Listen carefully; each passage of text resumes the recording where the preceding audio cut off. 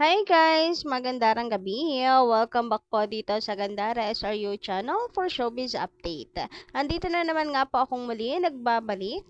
Ang nagmamaganda rin yung kachismosang Kim Pao upang magatid sa inyo ng latest update and fresh happenings patungkol kay Kim Chu and Paulo Avelino. And para nga po sa gabing ito ang tatalakayin natin at pag-uusapan ay may kinalaman dito po sa naging party kagabi. Dito pa rin tayo, hindi pa rin makamove on. Grabe yan ngayon. So, syempre marami po naghahanap kay Paolo Avellino. Anong ganap kay Papi? Si Papi naman nagparamdam naman ngayon. So, I hope guys ay okay lang kayo. Huwag na masyadong mamiss si Papi Paolo Avellino. Busy yan sa kanyang prinsesa. Charot! So, anyway, before that pala, sa mga di pa nakaka-subscribe dito sa ating channel, maaari lamang napindutin po ninyo ang subscribe button at notification bell para mag-update po kayo at ma-notify tuwing may bago po tayong chika at balita hinggil sa Kim Pao. Basta mga balita na may kinalaman kay Kim Chu and Paolo Avellino, sagot na po natin yan. So, ito po si Kimi, panay pong update sa kanyang SOCMED. Mukhang si Kimi, kabisihan niya. Ang dami niyang mga namimiss na post sa SOCMED kaya hinahabol niya. Naglilinis po siguro siya ngayon na kanyang phone. Napupuno na po ata ng memories. Anyway, okay lang yan. Mapa-late upload man. Itong si Kimi, gustong-gusto naman yan ng mga fans. At least din natin sila namimiss, no? Kaysa naman nung nakaraan na sobrang tahimik talaga ng Kim Pao. Grabehan yun. May mga nawiwindang ng mga fans. Hindi kaya na nananahimik sa Sokmed si Kim and Paulo. Yung wala talagang update. Pati naman po tayo nawiwindang. Ano nang nangyayari sa Kim Pao? Bakit super tahimik? Pero ibigay na natin yon sa kanila. Kumbaga, papasko na natin sa Kimpaw yung nila, self-time, me time, yung pag-aalaga sa sarili, yung pagre-rest. Kasi, yun naman ang dapat, makapagpahinga sila sa sobrang dami nilang ginagawa. So, papasko na po natin yun sa kanila. Kung manahimik sila sa social media, malay nyo naman nagbe-bebe time. Uy! Grabe yan yun, napaka-OA. Pero totoo, minsan, syempre bilang artista, napakaano po ng buhay nila, open book na mga tao. So, bigyan natin sila ng konting privacy, konting oras lang naman. Anyway, ito naman po si Ma'am Shibela, grabe ha, napaka-sweet. Sa sobrang busy po ata ni Kimi. Ayun, di siya nakapag-prepare ng kanyang Christmas tree, pero gotcha, siya ni Mami or ni Ma'am Shibela, ayan na. So, thankful, super thankful nga po ni Kimi kay Ma'am Shi. Sabi nga niya, thank you for being the best, sexy and pretty Ma'am Shi ever. Thank you, Moms. Love you at Bella. Ayan, napaka-sweet naman talagang tunay. Talagang napakaswerte ni Kimi. Talaga nakatagpo siya ng the best of the best na mga best friends sa industriya. So, kanina si, Darren yung pinag-uusapan natin. Nagkinabit ba naman sa buong, ABS-CBN hallway yung calendar ni Kimi? Ngayon naman si Ma'am Shibela. Super love na love talaga nila si Kimi. Alam mo yon, hindi sila naiinggit sa achievement ni Kim Chiu kasi tunay talaga yung kanilang pagmamahal kay Kimi. Super proud pa sila. Anyway, sabi naman dito ni Miss Benchi Hilaria, kita mo naman hindi, ito pala yung nauna. Kim totally in control of her being. Ano to, letter C? She can ever go early in the morning and finish everything she need to be doing because she is in that control. She only drink alcohol whenever she just wanna have fun with her friends. Naku, totoo yan. Napaka galing po mag-manage ni Kimi, hindi na kanya ng oras. Kontrolin yung mga bagay-bagay at talaga naman po yun. Kaya naman, wag po tayo mag-worry kung nag-inuman kagabi si Kimi, pakikisama lang yon. Sabi nga dito ni Miss Banji, ayan, kita mo naman ang layo pa niya sa katabi niya. Medyo medyo may space sa mga kasamahan para hindi siya painumin ng sobra. Alam mo yon, nili-space niya rin yung sarili niya. Yun yung ibig sabihin dito ni Miss Banji.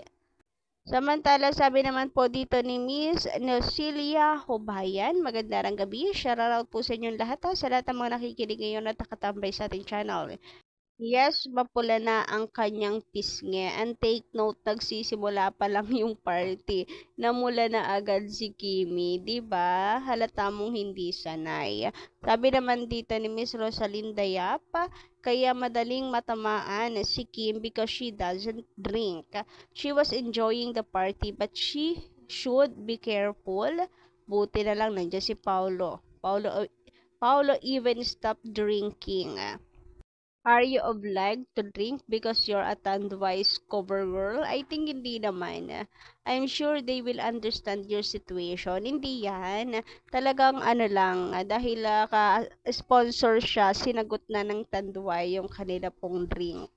I think yun. Dagdag pa rito, please be careful. Alcoholic people start with sips of alcohol and dive into a pool of alcohol. I'm really worried about you. Mayroon naman disiplina si Kimi guys sa sarili niya. Hoy, pray that you will not dive into drinking and it will destroy your life. So, samahan na lang din nga natin ng advices parate. You are Paulo's inspiration to stop drinking. I hope you are not starting. I saw a lot of alcoholics and how they destroy their lives. Uy, grabehan, mga napapraning na. Uminom lang si Kimi kung saan na napunta yung mga utak. So guys, tiwala lang kay Kim Chu. Yan lang yung susi dyan. Let's trust Kimi. Kung ano yung pagkakakilala niyo sa kanya, stick na lamang doon at mapapanatag po kayo. Yun lang yung advice ko, masasabi ko. Eto naman, mula naman po kay Miss Remedios, bakit outside de Colombo si Kim? Nagli-live-in na ba ang Kim Pao? Ano ba naman yan? Sus ko po. Akala ko ba ay babaeng Pilipina at Chinita? At Chinita pa kaya hinahangaan ng marami. Anong nangyari? Nadarang na ba ang Kim Chu sa sobrang dikit kay Paolo? Grabe naman kayo, lagi kayo may negative comment kay Kimi. Oy, joke lang yun, masyado naman kayong seryoso sa buhay. Wala man lang po ba kayong ka-humor, ayan, at masyado kayong killjoy. Bakit ganun ano, mayroong mga taong hindi makagets ng jokes? Ay, iba rin.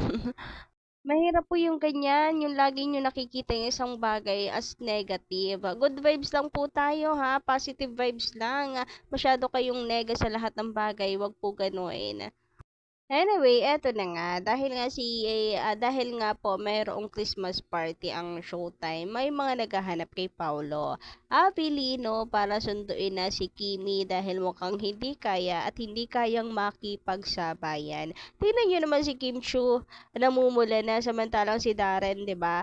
Ang tagal doon at nakipagkulitan pa sa kanilang mga co-host pero wala na si Kimi kasi ang chika maagang umuwi si Kim, may trabaho pa syempre. So, baka nga mayroon pang shooting na pagkatapos ng showtime. Kaya kinakailangan talaga na ano lang, kontrolin lang yung sarili kaya maagang umuwi. Yun yung chika. Kaya nga hindi na naabutan. Di umano. Ala, nakita niyo ba yung sayaw? Pagtripan po si Darren ni Jackie ba? Si Jackie ba yun? Oo nga, para si Jackie yun. Yung sumayaw dito kay Darren.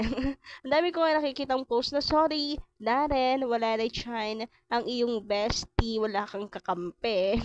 So, maagang umuwi ang chika. Itong si Kimi. And, for sure, may sumundo daw sa kanya. Uy, grabehan.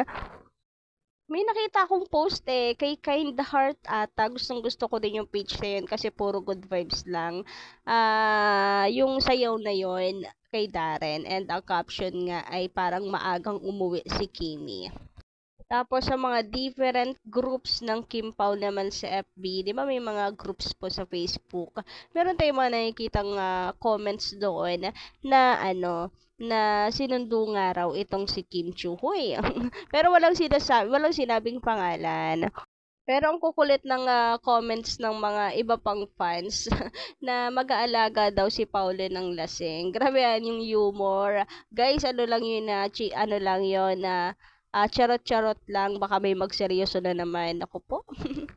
May gina yung klaro. Anyway, hanggang dito lang muna ang ating update guys. Maraming salamat sa inyong pakikinig and don't forget to click the subscribe button and notification bell for more updates. Maraming salamat!